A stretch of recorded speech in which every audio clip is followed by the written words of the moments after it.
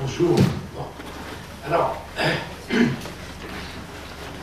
effectivement, lorsque la FFP m'a demandé de faire une petite causerie ce matin, j'ai choisi de parler des rapports entre la création urbaine et le paysage, et le paysagisme, plus exactement. Et comme je suis historien, bon, je suis aussi architecte, ingénieur, mais bon, je suis historien, j'ai eu l'idée de vous présenter un petit panorama de ces relations, en tout cas essentiellement dans notre pays, plus exactement en Europe, et montrer à ceux qui, d'entre vous qui en douteraient encore, que la question de l'art des jardins, puis de celui des paysages, joue depuis longtemps un rôle majeur dans les constructions et dans les constructions urbaines. Alors, c'est un problème qui est en principe très actuel, dans la mesure où, depuis quelques années, on voit bien, on sent que les paysagistes revendiquent de plus en plus clairement d'intervenir dans ce qu'on appelle aujourd'hui les projets urbains, et d'intervenir non pas seulement comme une roue de secours, ou quelque chose, ou un rôle secondaire, mais réclament, disent, énoncent que leur formation et leur manière d'approcher les réalités territoriales les disposent à diriger même des projets urbains. Bon, on a bien vu que, par exemple, certains paysagistes connus et importants français aujourd'hui, certains ont même passé des diplômes d'architecte pour pouvoir obtenir d'être mandataire de projets urbains. C'est le cas, je ne vais pas dénoncer personne, mais il est tout à fait évident que, sans qu'il s'agisse de ma part, en tout cas, de vouloir mettre en concurrence deux professions qui sont très voisines et qui doivent dialoguer en permanence, eh bien, il est évident que cette revendication d'un certain nombre de paysagistes professionnels actuels s'inscrit dans un développement théorique du concept d'urbanisme paysager, le landscape urbanism, tel qu'il est en vogue, en particulier aux États-Unis, où, c'est qu'il est vrai, les questions urbaines ne sont pas exactement superposables à celles qui se posent en Europe, où l'histoire urbaine est différente. Mais tout de même, ce problème, cette question, cet enjeu qui repose derrière ce vocable, eh bien, je voudrais montrer qu'en réalité, même si, évidemment, il prend des tours et des aspects nouveaux aujourd'hui, cet aspect des rapports d'un urbanisme paysager ou d'un paysagisme urbanistique sont déjà une histoire qui date, qui n'est pas nouvelle, mais qui a des racines profondes depuis que la question du dessin des villes s'est posée en Europe après la Renaissance. Alors, au départ, comme on va le voir, ça va être une question principalement qui va intéresser principalement les tracés de règles. Mais, comme on va le voir, je vais essayer de vous le montrer au fur et à mesure de ces développements, en fait, la question, eh bien, cette question des tracés qui demeure importante, hein, va se doubler et se tripler, enfin bon, il va s'accumuler d'autres questions, d'autres problèmes qui vont nous amener jusqu'à les questions d'ordre écologique qui sont aujourd'hui au cœur de ce que on appelle un urbanisme durable. Moi, personnellement, je n'aime pas du tout ce mot de durable parce qu'il semble désigner une sorte de permanence et par conséquent s'exprimer en termes de cibles qui sont préfixées à l'avance. Je pense qu'au contraire qu'un urbanisme que j'appellerais soutenable, pour reprendre le mot anglais, qui me semble plus juste, eh bien, est d'abord une question non pas de remplir des cibles, mais de s'adapter, d'être capable d'être un urbanisme qui s'adapte, qui se transforme au fur et à mesure, donc qui, dans ses gènes, en quelque sorte, porte, autant que faire se peut, hein, que lorsqu'un projet se fait, porte des possibilités de mutation, de transformation, d'adaptation à des circonstances qui nous sont essentiellement inconnues.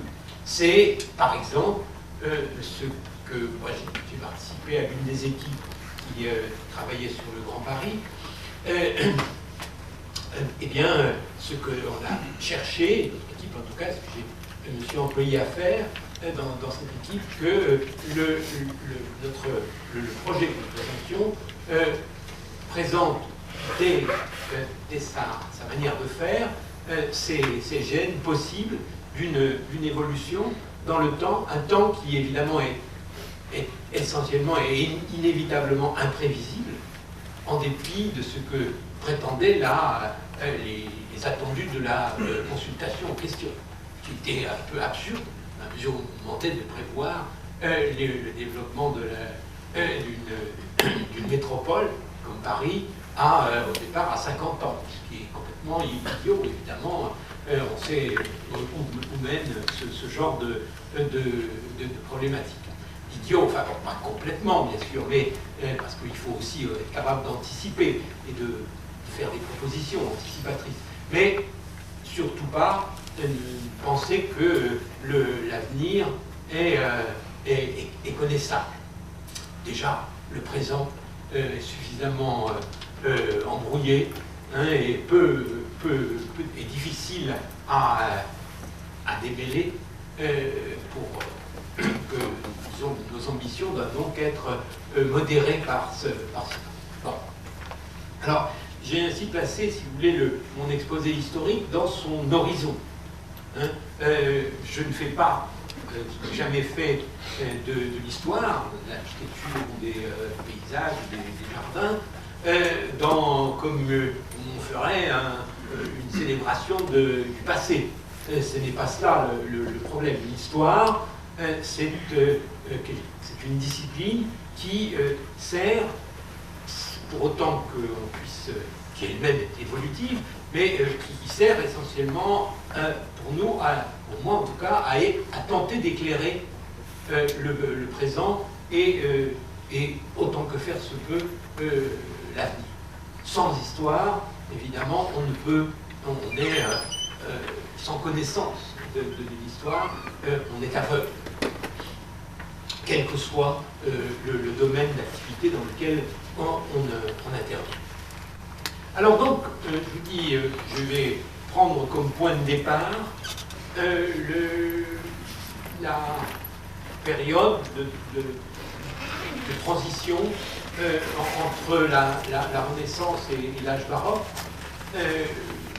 Et c'est pour cela que j'ai mis sur cette première diapositive le plan d'une ville nouvelle qui se crée à peu près à cette époque-là, hein, entre au tout début de l'âge baroque, pas encore complètement, Richelieu, qui est une ville qui, si on regarde les tracés de la ville elle-même, que vous pouvez distinguer à l'intérieur de ces fortifications, ressemble bigrement à un plan de jardin très ordinaire, avec des plates-bandes et des allées en définitive. C'est encore peut-être plus... C'est sur ce bouton-là qu'on appuie pour avancer, parce que moi je suis... lequel ? D'accord. Je travaille avec un Mac, moi, donc je suis un peu embêté ici. Alors c'est encore peut-être plus visible ici, où on voit que les blocs, les îlots urbains de la ville elle-même sont évidemment à mettre en relation avec le jardin, le grand jardin qui l'accompagne, et que ces blocs, eh bien, effectivement, ont tout à fait une allure de plateau. Mais bon, c'est juste un point de départ. Alors, quand on entre vraiment dans l'âge baroque, et que, évidemment, on ne peut s'empêcher de penser à l'autre, à Versailles, et au grand tracé de jardin de cette époque, eh bien, on s'aperçoit, et on voit tout de suite, que quand on prend le plan du jardin et du parc de Versailles, et de la ville qui l'accompagne, puisque beaucoup d'entre vous connaissent, j'imagine, puisque pas mal d'entre vous, j'imagine aussi, fréquentent la ville de Versailles, bon, eh bien, qu'il y a une sorte de duplication des tracés, des tracés de l'ordre, du jardin, dans les tracés urbains, en train de se faire des tracés baroques. Et ceci est quelque chose qui a d'ailleurs alerté un des théoriciens de l'urbanisme un peu décrié, parce qu'il a été un peu adversaire de Corbusier, et qu'en outre, on lui a reproché d'avoir eu, sûrement à juste titre, peut-être des attitudes un peu ambiguës pendant l'occupation, mais ma foi, Le Corbusier aussi. Bon, il s'agit de Gaston Bardet, qui est un des grands pères de l'urbanisme théorique français.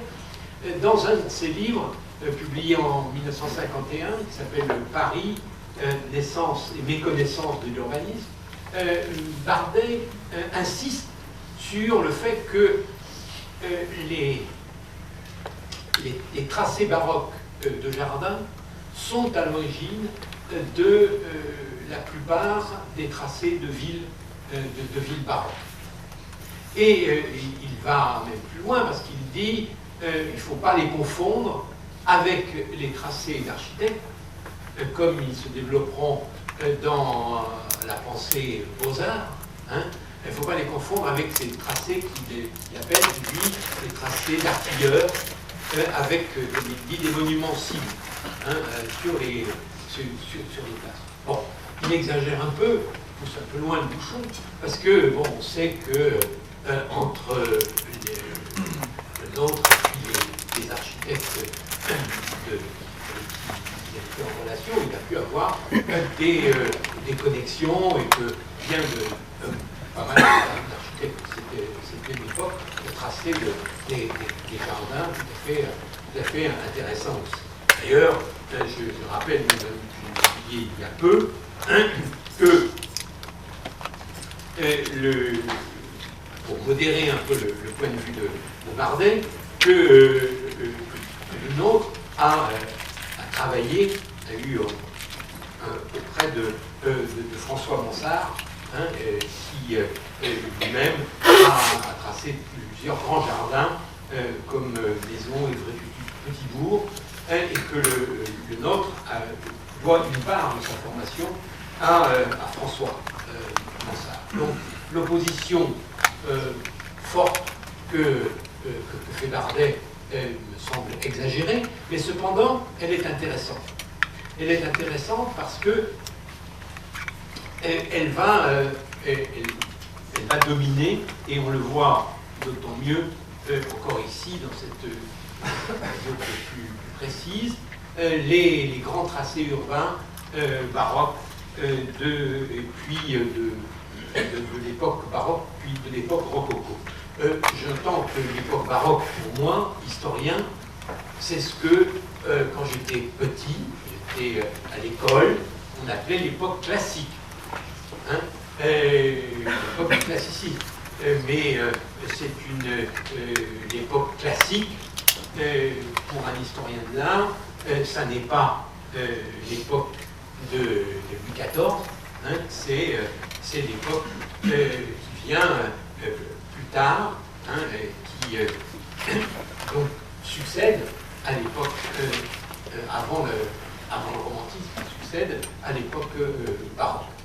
Ça, en musique, ça ne se discute même plus, mais dans d'autres arts, la question est un peu plus compliquée. Bon. Toujours est-il que je vais faire un petit balayage de projets urbains de cette période qui montrent comment ces tracés sont décisifs. Évidemment, un autre projet de Le Nôtre, le projet de l'axe des Tuileries, dont on connaît évidemment l'importance capitale dans le développement parisien. Bon, vous savez bien que c'est un axe tellement fort, tellement puissant, ce tracé qui reprend un peu le Decumanus romain. Bon, ce tracé est tellement puissant qu'on cherche depuis des années et des années à l'arrêter quelque part.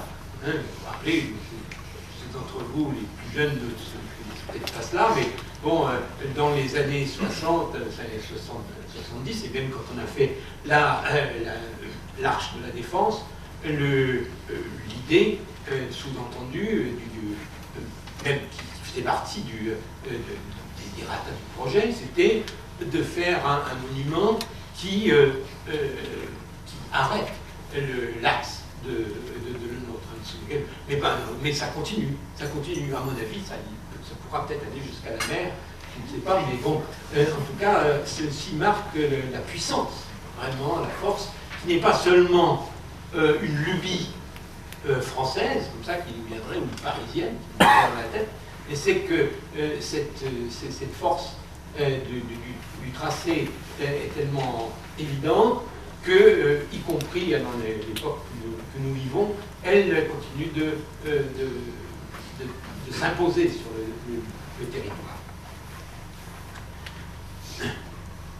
Alors, d'ailleurs, le Nôtre, à bien des égards, s'intéressait à parfois toute autre chose que l'art des jardins. Il avait une vision beaucoup plus large. Bon, on sait, il y a eu un essai publié il y a une vingtaine d'années, je pense, de Thierry Mariage, qui avait bien montré comment le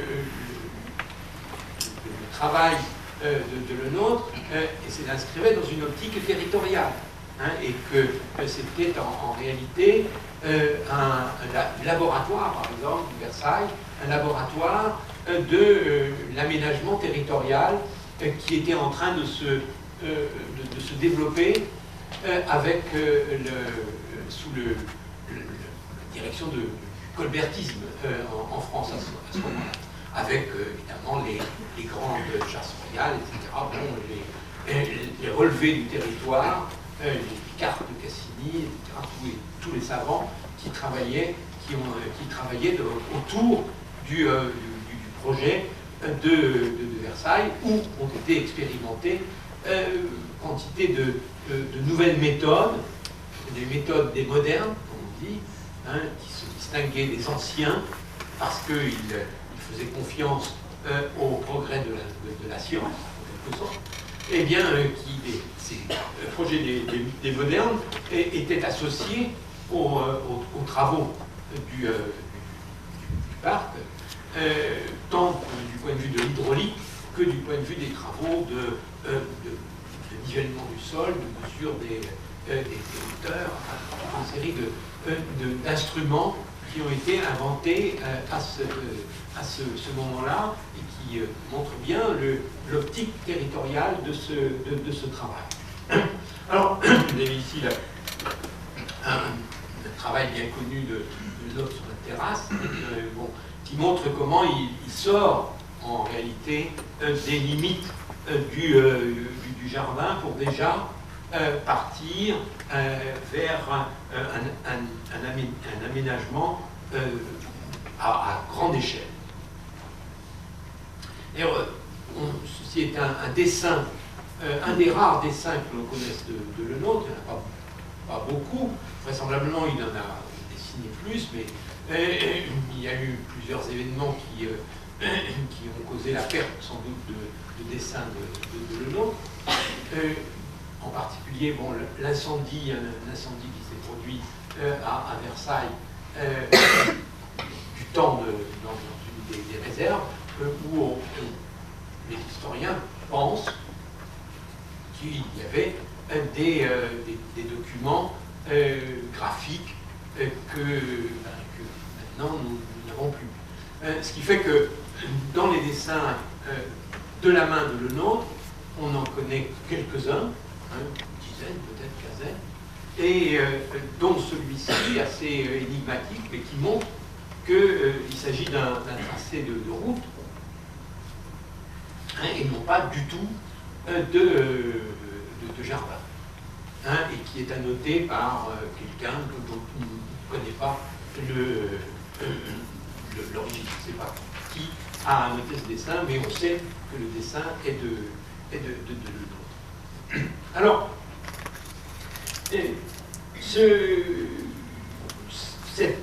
cette affaire a d'ailleurs conduit, à partir du milieu du XVIIIe siècle, le théoricien principal de l'architecture et de la ville de cette époque, l'abbé Laugier, a énoncé dans son traité que, je vais vous donner la citation exacte, donc je regarde le livre, bon,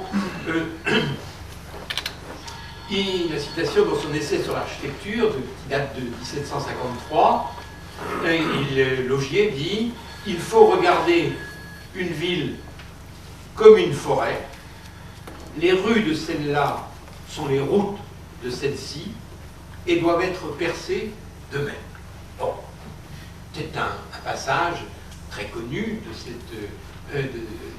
cet essai de Laugier qui donne comme modèle, en quelque sorte, de l'organisation des tracés urbains à venir, les forêts royales, des forêts royales et des grands jardins baroques. Alors, on va voir que ce n'est pas seulement une lubie française.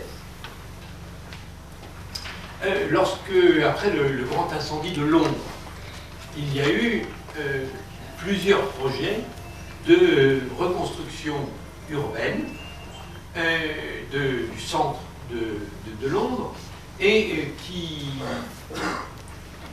dont on connaît essentiellement, enfin, dont deux en particulier, très importants, sont évidemment, eux aussi, inspirés de la même problématique. C'est-à-dire, vous avez les mêmes ronds-points, les tracés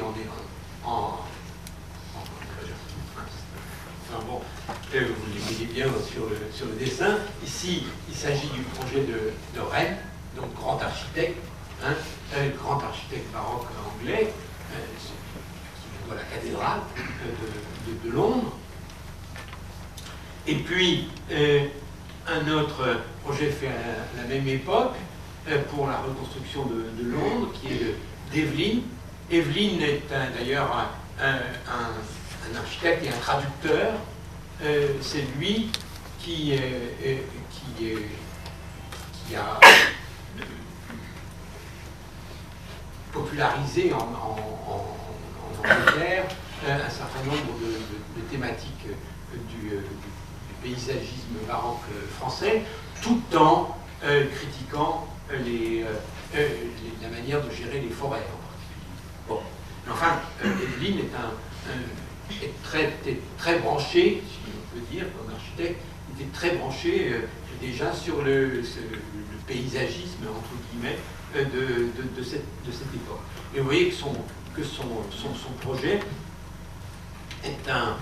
aurait pu être dessiné par un architecte baroque français ou un paysagiste ou un adepte de le nôtre. Mais ça s'étend encore.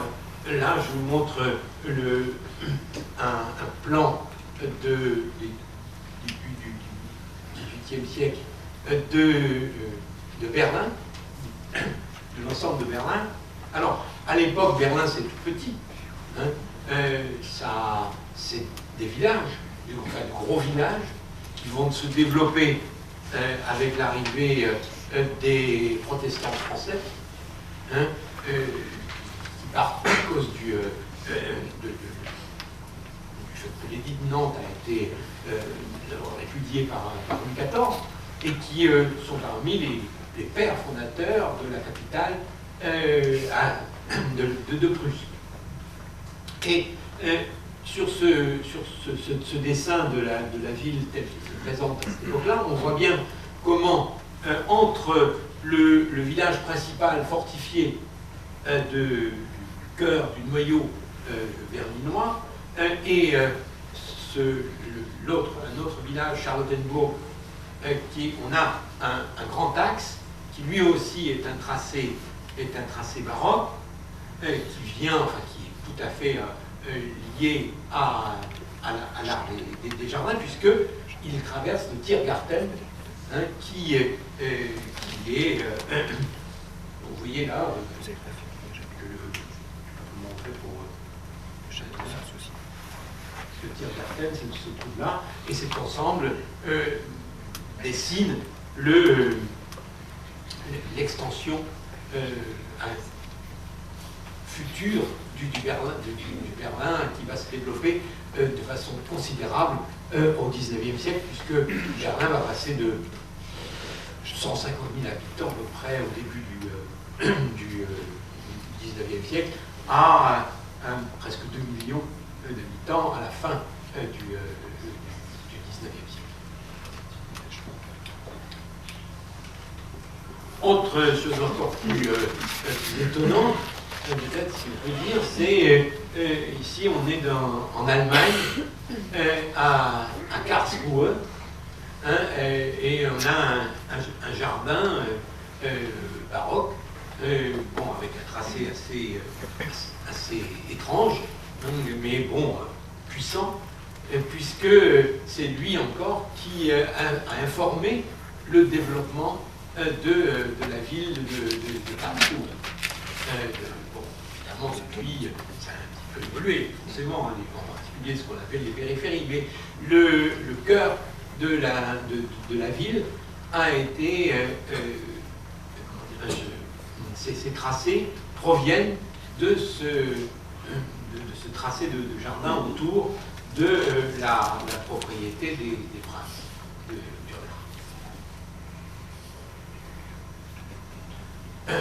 Encore un tracé un petit peu plus étrange en Angleterre. Hein, voilà, alors le baroquisme est porté à son maximum, puisque si on peut dire que dans le baroque, il y a un des caractères du baroque, c'est le décentrement. C'est-à-dire qu'au lieu du cercle qu'il y avait dans la figure précédente, qui est stabilisé avec son centre, eh bien, on passe à l'ellipse ou à l'ovale, hein, qui dédouble en quelque sorte le centre. Ici, les centres sont dédoublés, hein, c'est à Badminton, en Angleterre, et là aussi, vous pouvez aller vérifier sur place, ces tracés de jardin ont conduit le développement urbain de cette petite, qui n'est pas jamais devenue une très grande ville, enfin bon, quand même une ville moyenne. Alors je mets ceci uniquement à titre de transition, enfin bon, plus exactement de développement vers un autre personnage de l'époque baroque sur lequel j'aimerais insister un peu. C'est un des dessins du traité de l'art des jardins attribué à des Éliens d'Argenville. Je dis qu'il est attribué parce que c'est fait, quoi que pense, quoi qui ait pu dénoncer un certain nombre d'historiens de l'art, du jardin, et de très grands historiens comme Michel Conan. Eh bien, l'édition première de ce traité n'est pas de Deshalliers, même si c'est Deshalliers qui l'a rédigé, en quelque sorte. Elle est de Leblond, l'architecte Leblond. Ceci est maintenant acquis depuis les travaux récents d'Olga Medvedkova, qui a travaillé sur les archives de Saint-Pétersbourg, vous comprenez pourquoi tout à l'heure, et qui a publié récemment une biographie de Leblond. Leblond, architecte français, qui n'a pas été formé, contrairement à la légende, dans l'atelier de Le Nôtre, mais qui a fréquenté Le Nôtre quand même, puisqu'il lui a montré des dessins, comme ça on le sait par ailleurs, il lui a montré ses propres dessins, mais Leblond, donc était jeune architecte, mais déjà très connu dès l'âge de 25 ans, faisait partie justement des modernes. Et il avait, comme tout moderne qui se respecte, il devait écrire, il devait publier des écrits théoriques. S'il ne le faisait pas, il n'était pas considéré comme un vrai moderne. Par exemple, c'est la raison pour laquelle Perrault, le chef de file des modernes, dans son ouvrage où il cite les grands hommes qui ont créé la France au cours du siècle XIV, ne cite pas Le Nôtre, parce que Le Nôtre n'a pas écrit de traité, a été uniquement ce qui est déjà pas mal, bon, a été un praticien, mais n'a pas publié de traité. Or, Perrault admirait beaucoup Le Nôtre, on le sait par ailleurs. S'il ne l'a pas mis dans son ouvrage, dans son panthéon, en quelque sorte, c'est qu'il n'avait pas publié de traité. Donc, le jeune Leblond, lui, avait, outre son activité professionnelle, se devait de publier des traités. Et il a publié un traité d'architecture, un développement du traité d'Abilé, où il a inventé, je dis ça pour ceux qui s'intéressent un peu à l'histoire de l'architecture, c'est l'importance de ce personnage, très sous-estimé, c'est qu'il est vraisemblablement le premier à avoir pensé, dans ce traité d'Abilé, comment les espaces servants et les espaces servis, comme on dit, c'est-à-dire de ne plus organiser les plans d'appartements, de maisons, avec des pièces en enfilade, mais de penser avec des distributions. Et c'est la première fois que ce concept apparaît clairement dans ce complément au traité de Davidé de Leblond. Là, on sait, c'est lui.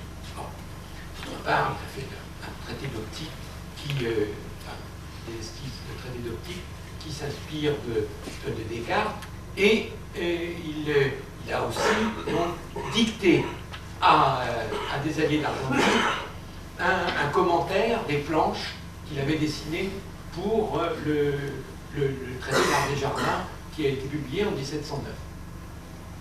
Ensuite, il s'en va il va en Russie, il est nommé, en 1715, il est nommé architecte en chef du développement de Saint-Pétersbourg et des propriétés du tsar de Russie, avec des appointements mirobolants, puisqu'il touchait à peu près le double, le triple de ce que touchait le premier architecte du roi de France à ce moment-là.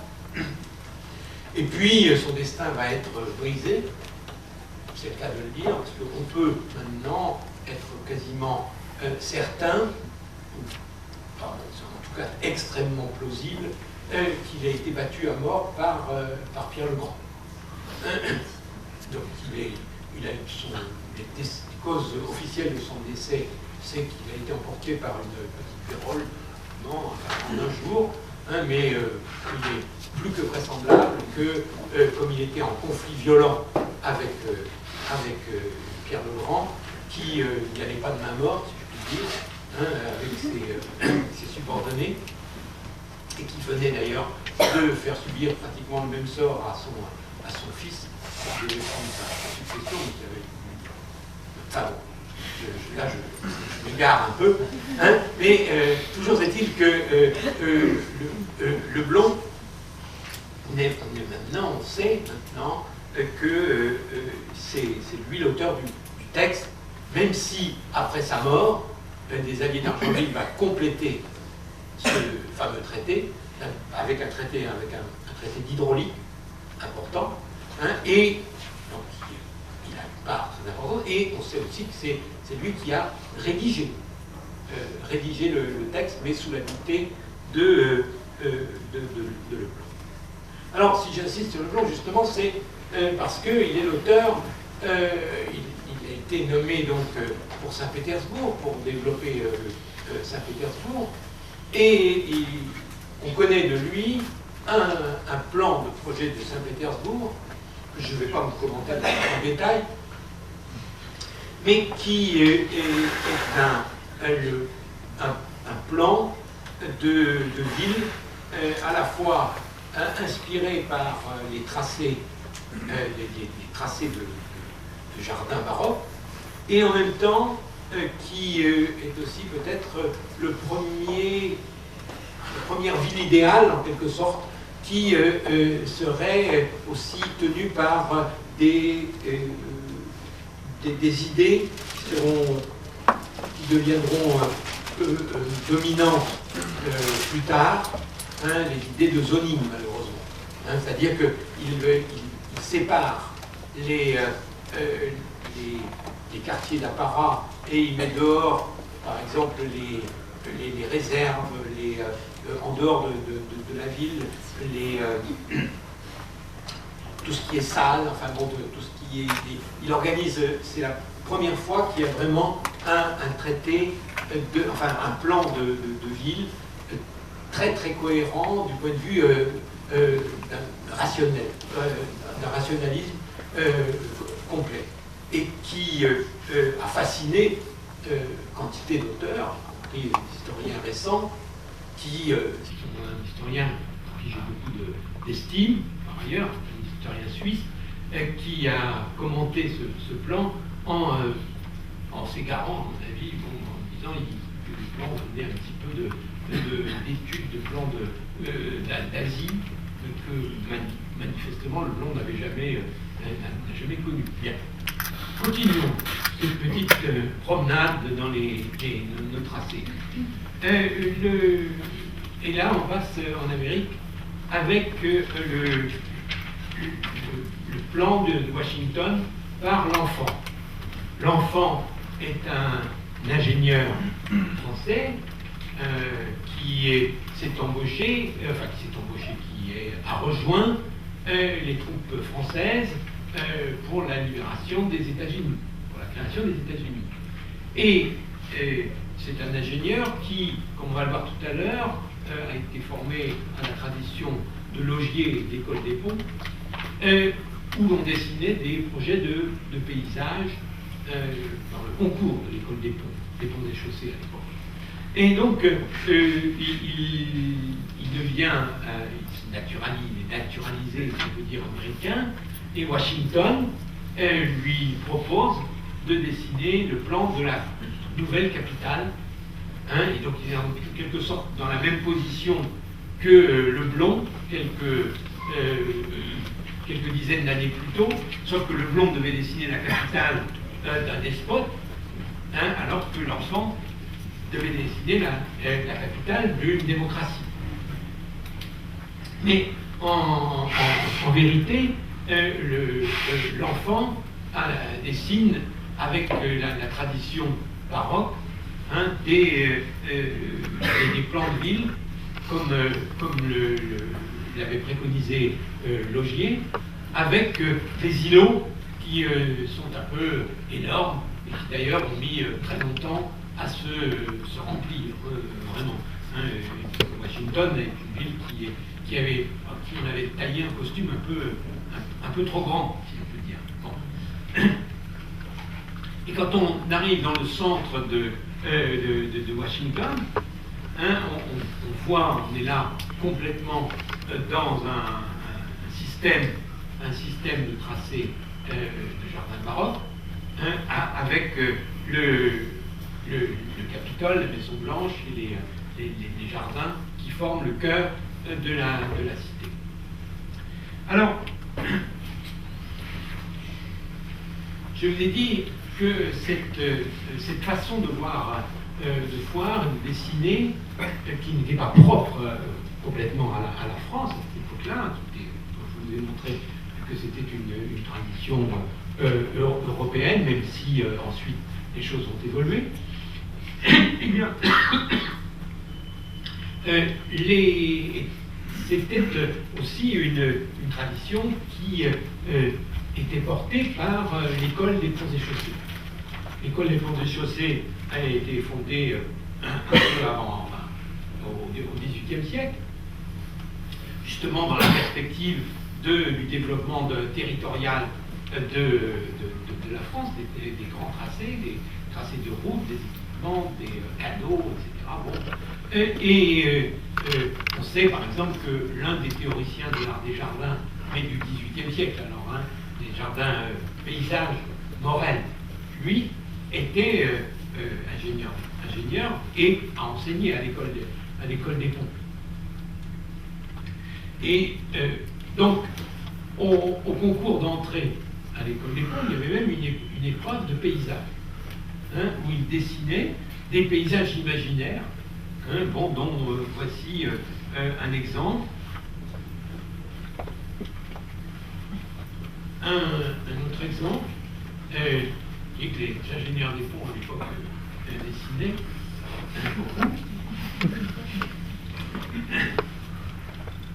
avec des tracés bizarres, y compris, vous voyez ça, là, le tracé rectiligne là, qui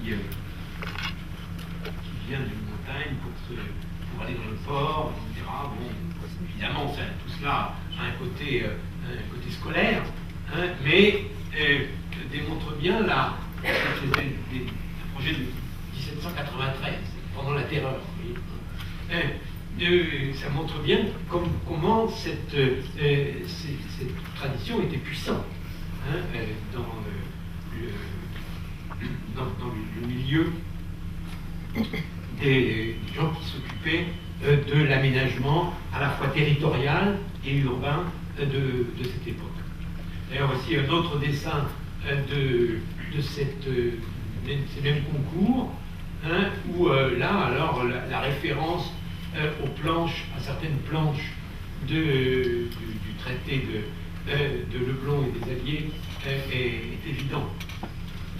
Bon, je vais tenter de montrer là, dans cette partie-là combien, du point de vue des tracés, les tracés baroques issus de l'art des jardins, pour beaucoup, eh bien, sont influencés profondément le développement urbain dans les villes dans les 18e et début du 19e siècle.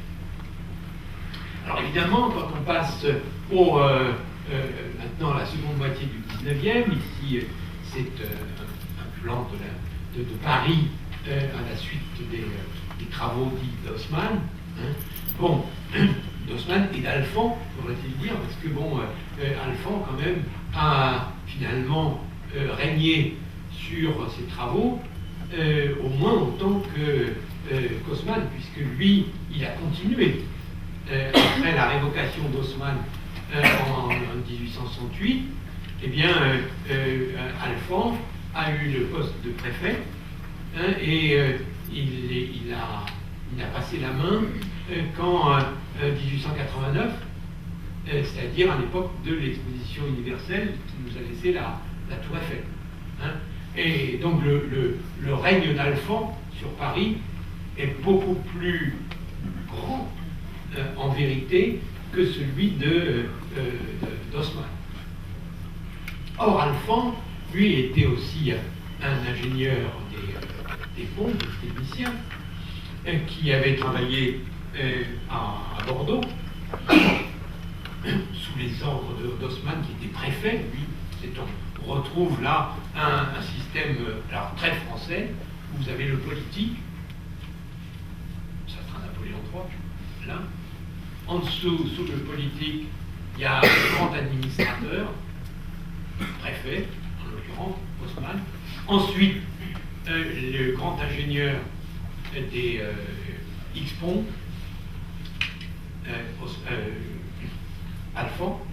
Et puis ensuite, les hommes de l'art, les architectes, les paysagistes, les Deschamps, etc. Enfin, ces trucs. Ça, c'est un système très français et qui n'est pas forcément le système qu'on trouve en Allemagne ou en Espagne, par exemple, pour ne parler que des pays voisins, ou lorsqu'il y a des grands projets, comme par exemple quand on a retravaillé Barcelone à l'occasion des Jeux Olympiques, eh bien, la direction des opérations a été donnée à des architectes, hein, et non pas à des les administrateurs étaient, les juristes étaient au service des hommes de l'art. Mais ça, c'est une tradition très, très française. Enfin, toujours est-il qu'Alphand, lui, au départ, il a été nommé, et ça recoupe bien l'idée d'urbanisme végétal que notre amie Caroline ex-Stiflesco a mis en avant dans son ouvrage qui est du même nom, hein, l'urbanisme végétal, dont elle a publié récemment une nouvelle version sous son nom, Catherine Molly, voici, bon, où le père français, en tout cas, de cette affaire, c'est bien Alphand, parce qu'Alphand a été nommé au départ par Haussmann avec un poste assez pas terrible, hein, mais il était responsable des plantations d'alignement dans Paris. Sauf que Alphand va comprendre qu'avec les plantations d'alignement, il va tenir les réseaux, hein, les réseaux, et que tenant les réseaux, il va pouvoir conquérir en fait la direction globale de l'aménagement urbain à venir de Paris. Et il ira jusqu'au bout, puisque à sa mort, tous les services de la ville sont sous sa direction. Clairement, il y a une hiérarchie, et bon, aussitôt qu'il prend sa retraite, les services se séparent à nouveau et rentrent plus ou moins en guerre, hein, classique, dans les uns, aménageons le sous-sol, les autres, vous connaissez très bien comment ça fonctionne dans notre système où il y a des séparations et des services qui parfois s'ignorent entre eux, hein, plus ou moins. Parfois, ils fonctionnent bien ensemble, mais bon, parfois, des conflits, des conflits d'espace, des conflits territoriaux au sens, là, du territoire d'un animal. Hein. C'est à moi. Bon. Alphand, lui, a réussi ce coup de tout avoir sous sa direction, y compris après la mort de Belgrand, même l'assainissement, hein, donc le dessous de la ville aussi.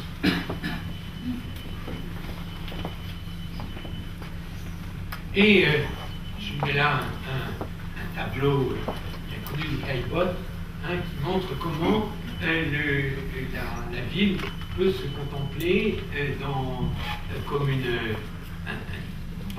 la force de cet urbanisme végétal, hein, qui, à mon avis, s'exprime très bien dans ce tableau-là. Alors, si on traverse l'Atlantique, au même moment, on arrive sur le duo Olmsted-Vaux. J'insiste sur Vaux parce que, bon, le pauvre, on ne parle que d'Olmsted, alors que le vrai architecte paysagiste, c'est Vaux. C'est lui qui a dessiné vraiment le plan de Central Park.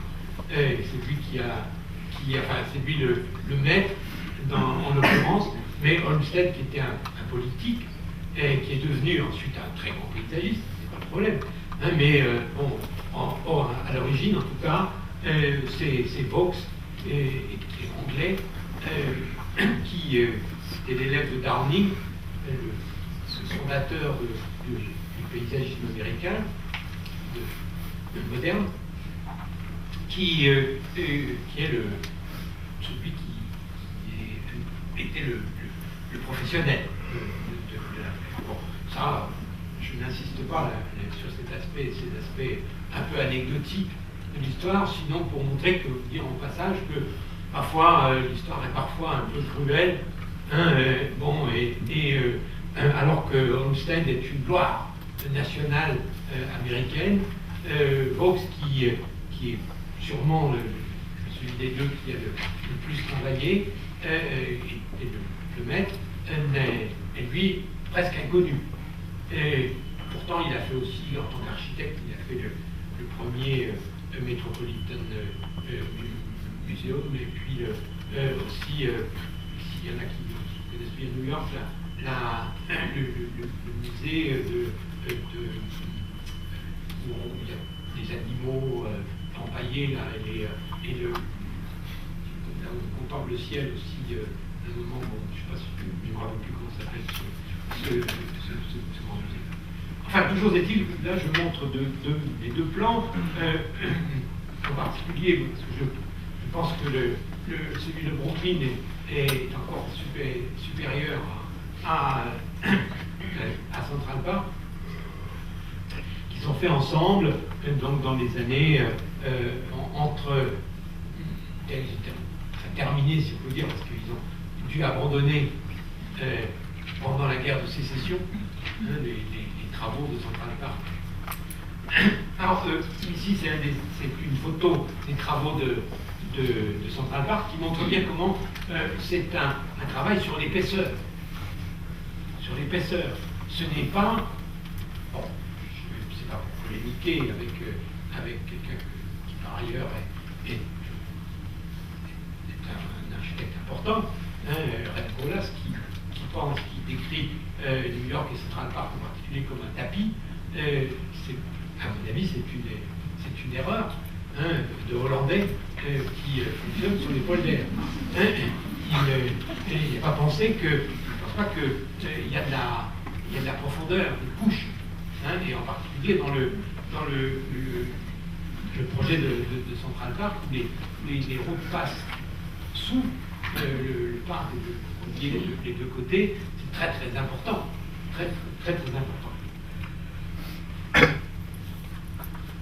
Alors, Olmsted et Vaux aussi sont les inventeurs du concept, d'un nouveau concept, qui est le park system, c'est-à-dire l'idée qu'on peut, dans une ville, lier entre eux par des espaces qui sont parcourables, des espaces qui sont paysagers et parcourables à pied ou en calèche, lier tous les parcs et en faire un système. Hein. C'était déjà, la pensée du système était déjà présente chez Alphand, par exemple. Bon, si on passe du système qui va depuis les arcs d'alignement jusqu'au bois, dans Paris, en passant par les squares et les parcs intérieurs. Il y a bien l'idée d'un système qui est là. Mais ici, c'est un système qui est relié entre eux. Là, c'est le système des parcs à Boston, mais qui a plusieurs endroits où ils ont créé des choses comme ça. Mais Olmsted, là, a lui ensuite créé un nouveau type de ville américaine, de développement de ville américaine, qui est une sorte de lotissement urbain, vous savez, lotissement paysager. Et ici, c'est un de ces exemples. Bon, on connaît bien, si vous allez aux États-Unis, toutes ces agglomérations étendues, dans lesquelles chacun a sa maison, au bord de la route, avec le drapeau, et derrière le backyard, le jardin, et tout ça, c'est ce système qui était au départ des alignements sur des voies rectilignes. Olmsted l'a en quelque sorte assoupli. Par exemple à Atlanta, ici une sorte de jardin de Riverside, pour créer un nouveau genre urbain, genre de ville. Donc, paraît-il, il aurait eu l'idée, il avait visité l'Europe, et était venu d'abord allé en Angleterre, où il a connu Nash, qui est l'architecte et paysagiste, qui on doit le premier parc réellement public de Londres, qui n'est pas seulement une affaire de chasse, une forêt qu'on transforme, mais qui était aussi un morceau de ville privée au départ, où les Londoniens fortunés devaient pouvoir vivre comme à la campagne. C'est-à-dire, y compris faire du cheval, qui est très important dans la vie gentleman anglais de cette époque. Bon, et ensuite, Olmsted avait aussi visité le Vésinet, qui a été paysagé par le comte de Chouleau. Donc, il est rentré en Amérique, il a importé en quelque sorte cette idée de ville vaguement spéciale, de ville paysagée, de ville paysage, avec des grandes maisons, des propriétés, etc. Et éventuellement des maisons, des quartiers plus petits. Et si vous montrez que là encore, le paysagisme et les paysagistes sont à l'origine de nouvelles conceptions urbaines.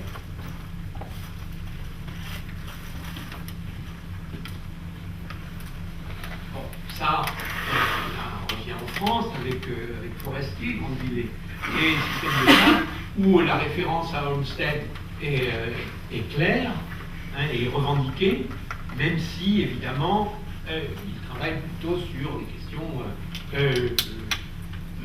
parisiennes, puisqu'il était responsable des promenades parisiennes, du moins du secteur ouest, et il a donc fait de différentes propositions. J'ai peur d'être un peu trop long, donc je vais un petit peu accélérer. Mais il a Jean-Claude Nicolas Forestier, dont je me souviens qu'il a réussi à l'exposer sur sa vie et sur son œuvre, mais travaillons plus en direction de l'art des jardins que de l'urbanisme, en fait, est un des grands urbanistes français du début du XXe siècle. D'ailleurs, il est fondateur, avec quelques autres, de la Société française d'urbanisme en 1911. Et vous voyez ici une esquisse d'un plan à la Havane, parce qu'il a beaucoup travaillé dans le domaine hispanique, où avec ce sous-titre Il maestro francese del urbanismo créole, donc de l'urbanisme créole. Bon, et il n'est pas, comment dirais-je, spécifié qu'il est en réalité un paysagiste. Il est désigné comme urbaniste. De même, on sait qu'il a travaillé un plan très important sur Buenos Aires qui n'a pas été réalisé. On a réalisé seulement certaines petites choses, mais bon. Alors, autre concept urbain qui est en partie lié avec l'histoire de l'art des jardins et du paysage, la cité-jardin, de Garden City. Donc, l'idée de cité-jardin importante, surtout plus en Grande-Bretagne qu'en France. Exactement, ce ne sera pas les mêmes du tout, manière de voir. Alors, je montre encore un projet qui là est presque à mi-chemin entre le baroque et la modernité. C'est la question du Parkway de Philadelphie, qui, pour la municipalité, a l'idée de relier entre eux deux monuments. Le monument qui se trouve ici, et puis un grand bâtiment assez noble dans lequel il y a le musée de Philadelphie aujourd'hui.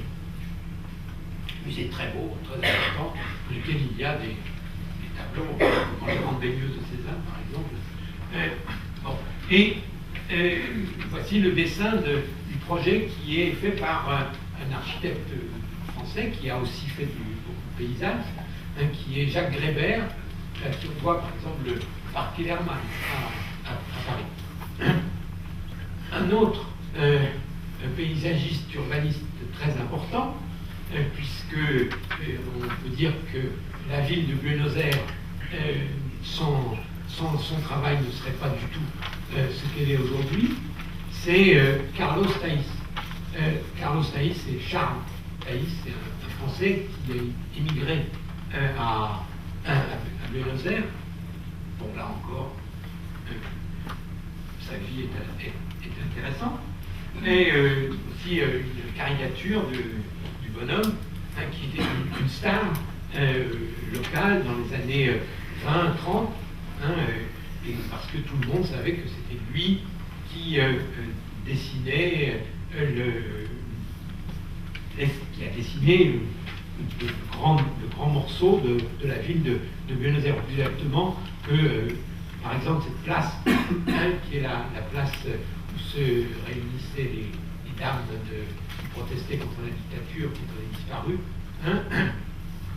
bon, est l'œuvre de Charles Thaïs, dans son tracé global.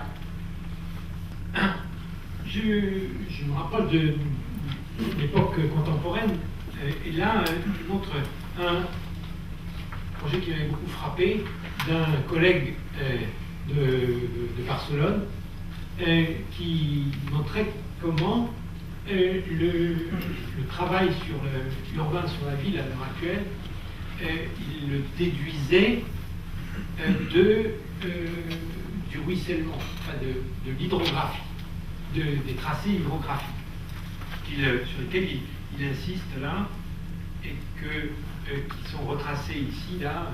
Bon, je ne peux pas vous montrer évidemment le projet, le travail en question sur la ville, parce que j'ai au moins une centaine de diapositives sur ce travail, mais j'ai été très intéressé par la manière d'aborder la question urbaine à partir, dans une ville qui présente une déclivité importante, enfin bon, puisque les montagnes sont toutes proches, et la mer aussi, dans lesquelles le ruissellement de l'eau et le cheminement de l'eau est, selon lui, décisif pour le travail urbain, le développement urbain de la métropole barcelonaise.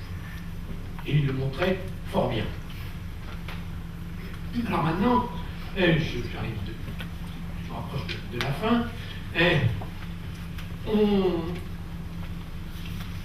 depuis quelque temps, on a vu aussi apparaître donc la question dite de l'écologie urbaine et des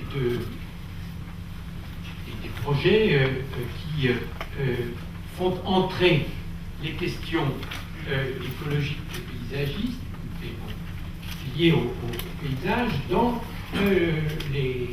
comme une dimension importante de l'urbanisme. Ce n'est pas l'écologie urbaine dont il est question là, ce n'est pas celle qui vient de l'école de Chicago.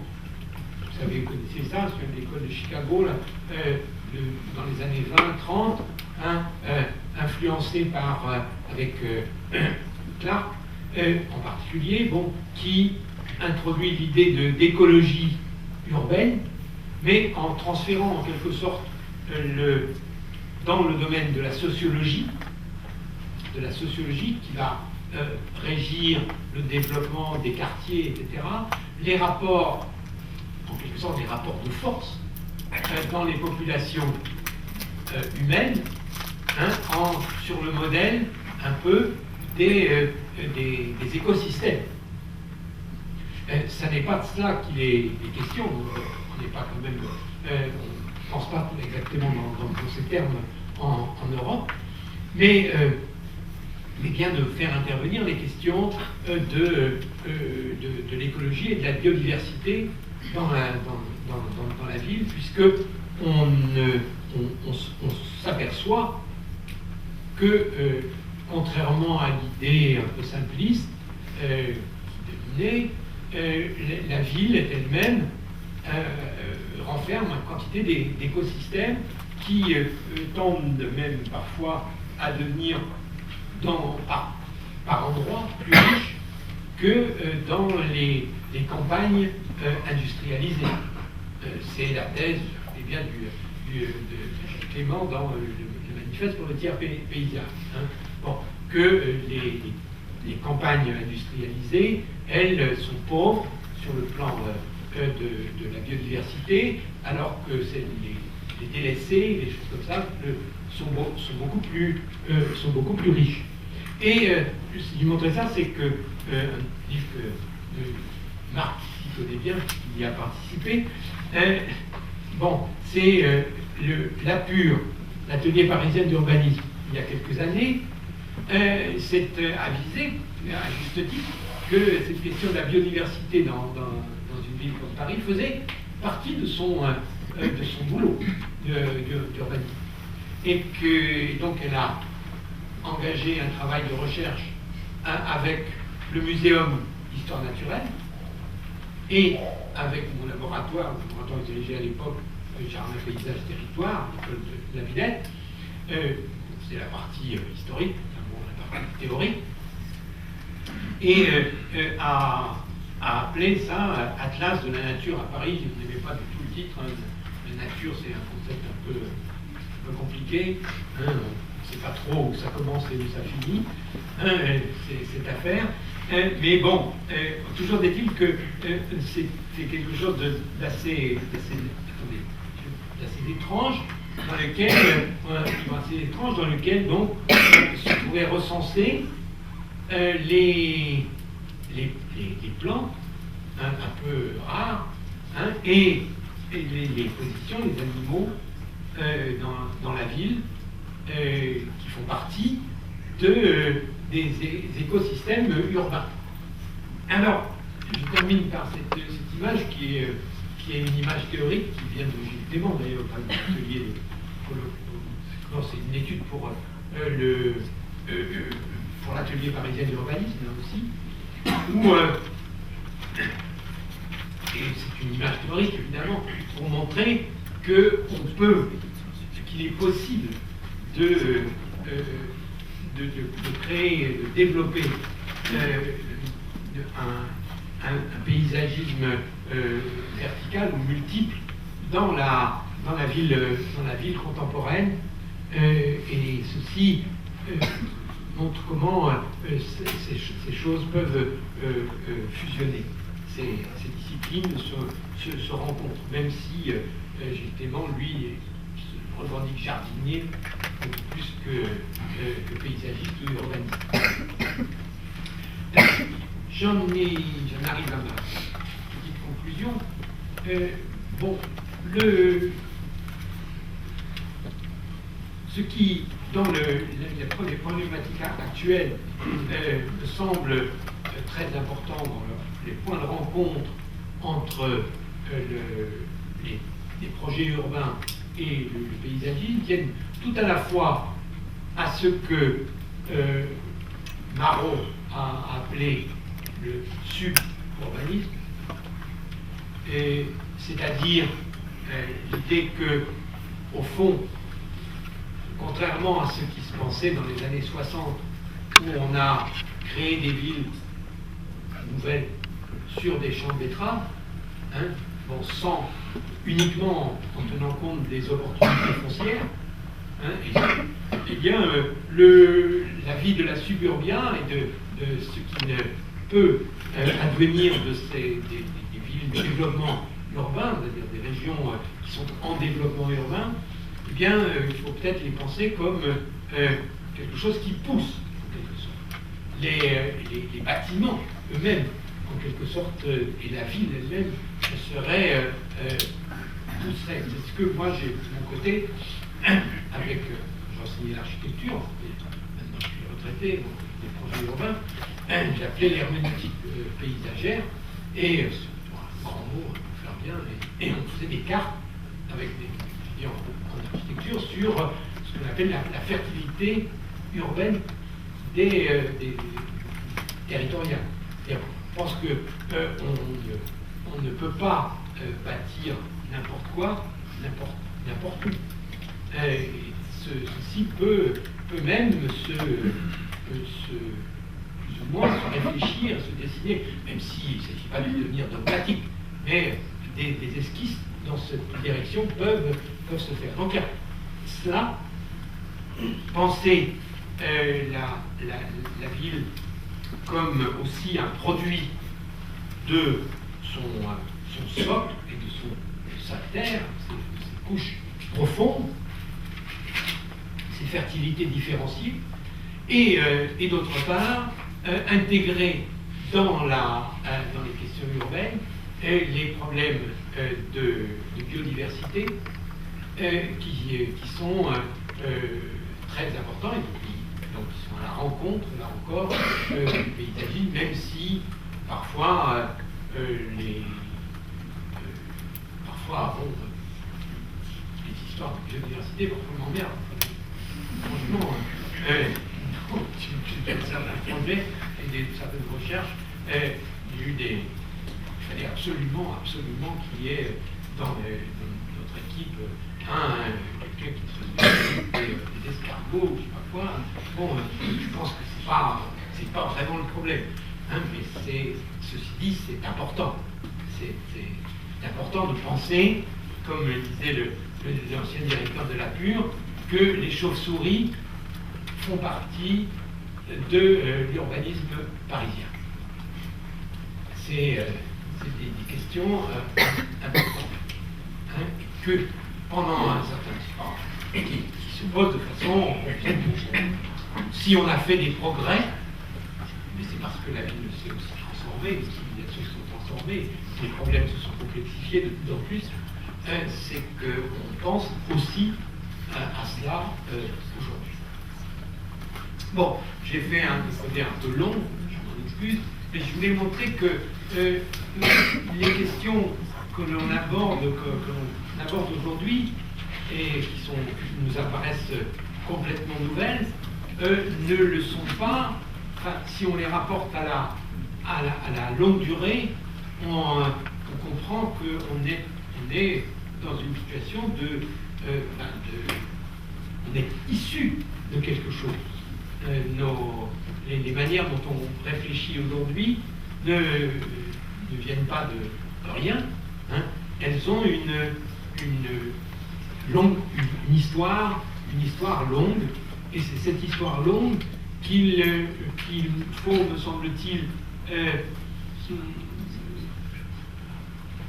faire sienne si l'on veut comprendre les manières d'intervenir aujourd'hui dans les questions urbaines, les questions qui nous occupent essentiellement.